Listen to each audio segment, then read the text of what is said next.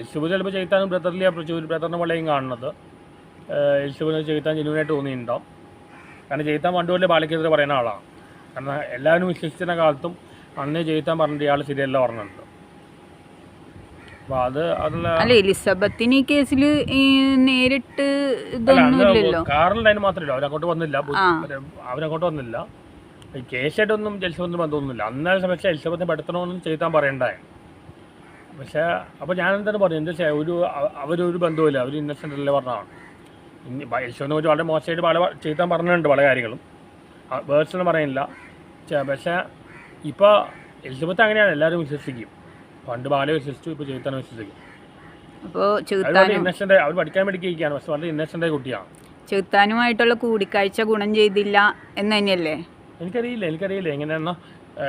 ചെയ്താനിപ്പോൾ ബാംഗ്ലൂർ പറയുന്നു, അതിൽ നിന്ന് ഇപ്പോൾ ചെന്നൈയിൽ പോയെന്ന് പറയുന്നു, ഡൽഹിയിൽ പോയെന്ന് പറയുന്നു. എനിക്ക് ഇപ്പോൾ ചെയ്താൻ്റെ കാര്യങ്ങളൊന്നും അറിയില്ല. അപ്പോൾ ഞാൻ ചെയ്താത്ത ടേംസിലല്ല. ഞാൻ ചെയ്താനായിട്ട് അടുക്കാൻ പലപ്പോഴും ശ്രമിച്ചു, വളരെ മനസ്സിലൂടെ അല്ല. പക്ഷെ പുള്ളിക്ക് താല്പര്യമില്ല പറയാം. ചെയ്താൻ്റെ പേഴ്സണെ ഒരു ആവശ്യത്തിൽ വന്ന പോലെ ഹെൽപ്പ് ചെയ്യുന്ന ആളാണ്. പിന്നെ ഈ കള്ളവടി ഇങ്ങനത്തെ പരിപാടിയിൽ വിളിക്കുന്നുണ്ട്, ഡ്രഗ്സ് ഇങ്ങനത്തെ പരിപാടിയിൽ വിളിക്കുന്നുണ്ട്. വേറെ പ്രശ്നമൊന്നുമില്ല.